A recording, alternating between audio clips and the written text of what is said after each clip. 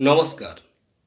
ଏ ବର୍ଷ ସାବିତ୍ରୀ ଅମାବାସ୍ୟା ଏକ ଭିନ୍ନ ପରିସ୍ଥିତିରେ ପଡ଼ିବାକୁ ଯାଉଛି।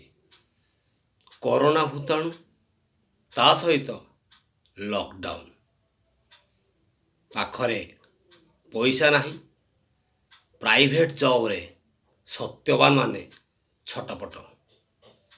ତେଣୁ ସେମାନଙ୍କ ଦୁଃଖ ଦେଖି ଏ କବି ପ୍ରାଣ ଅଥୟ ହୋଇଛି। ତେଣୁ ସତ୍ୟବାନ ମାନଙ୍କର ଦୁଃଖ ଏବଂ ପୁଣି ସାବିତ୍ରୀମାନଙ୍କୁ ସମ୍ଭାଳିବାର ଏକ ମହାନ ଚେଷ୍ଟାକୁ ନେଇ ମୁଁ ପରିବେଷଣ କରୁଛି ମୋର ଏ କବିତା ଫଳ ବଜାରରେ ଲାଗିଛି ନିଆଁ। ଆସନ୍ତୁ ଶୁଣିବା ଏବଂ ଏହାକୁ ଉପଭୋଗ କରିବା। ଫଳ ବଜାରରେ ଲାଗିଛି ନିଆଁ ହୋ, କାନ୍ଦୁଅଛି ସତ୍ୟବାନ, କାନ୍ଦୁଅଛି ସତ୍ୟବାନ। ଯାହାକୁ ଛୁଇଁବ ଶହେ ଉପରେ ସେ, ଆଜ୍ଞା, ଯାହାକୁ ଛୁଇଁବ ଶହେ ଉପରେ ସେ, ରକ୍ଷା କର ଭଗବାନ, କାନ୍ଦୁଅଛି ସତ୍ୟବାନ। ଆରେ ମୁଣ୍ଡିଆ ଖାଇବା ସମୟ ଆସିଛି, ପୁରା 12 ମାସ ପରେ, ପୁରା 12 ମାସ ପରେ। ଫଳ ସହ ଶାଢ଼ୀ ଚୁଡ଼ି ନ କିଣିଲେ ପ୍ରଳୟ ହୋଇବ ଘରେ, ପ୍ରଳୟ ହୋଇବ ଘରେ। ପ୍ରାଇଭେଟ୍ ଜବ୍ ପକେଟ ଖୋଲା ହୋ, ତା ସାଥେ ଲକଡାଉନ। ଫଳ ବଜାରରେ ଲାଗିଛି ନିଆଁ ହୋ, କାନ୍ଦୁଅଛି ସତ୍ୟବାନ, କାନ୍ଦୁଅଛି ସତ୍ୟବାନ। ବଡ଼ କଷ୍ଟେ ମଷ୍ଟେ ଟଙ୍କା 500ରେ କିଣିଛି ନାନାଦି ଫଳ, କିଣିଛି ନାନାଦି ଫଳ। କ'ଣ ଘଟିବ ଏବେଠୁ କପାଳେ, ଦିଶିଲାଣି ଜଳ ଜଳ, ଦିଶିଲାଣି ଜଳ ଜଳ। ଆରେ ମୁଣ୍ଡିଆ ନାଁରେ ନାଣ୍ଡିଆ ବାଜିବ, ହେଲେ ଯିବ ନାହିଁ ପ୍ରାଣ।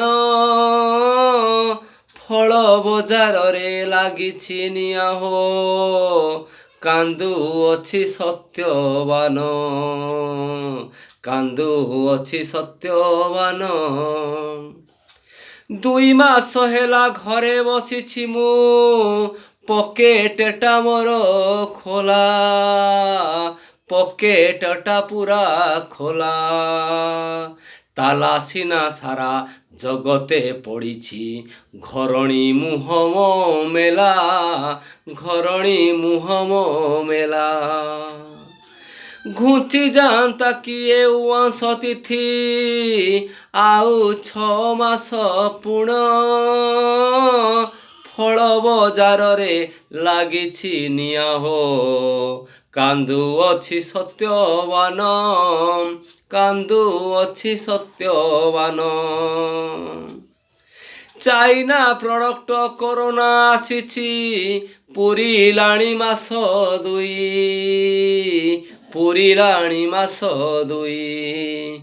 କା କଥା ବୁଝିବ ଗେରସ୍ତ ବିଚରା, ମୁଣ୍ଡେ ଚରିଲେଣି ଉଇ ହୋ, ମୁଣ୍ଡେ ଚରିଲେଣି ଉଇ। ଯାହା ତାହା ହେଉ ଚଳେଇ ନେବାଟା ନାହିଁ ମୋ ଘରଣୀ ଗୁଣ।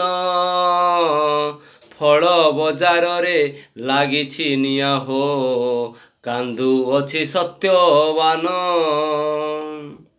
ସୀମାରେ ଲଢ଼ିବା ସହଜ ହୋଇବ, ଘରଣୀ ସହିତ ନୁହେଁ, ଘରଣୀ ସହିତ ନୁହେଁ।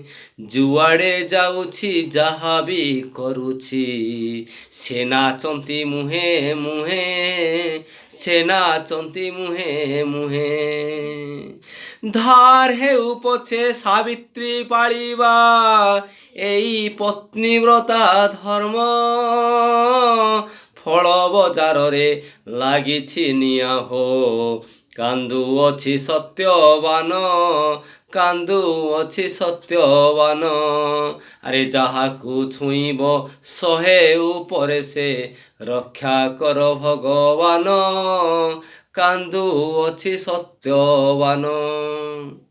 ଏ କବିତାଟି ସେଇ ଦୁଃଖୀ ସତ୍ୟବାନଙ୍କୁ ମୁଁ ଉତ୍ସର୍ଗ କରୁଛି।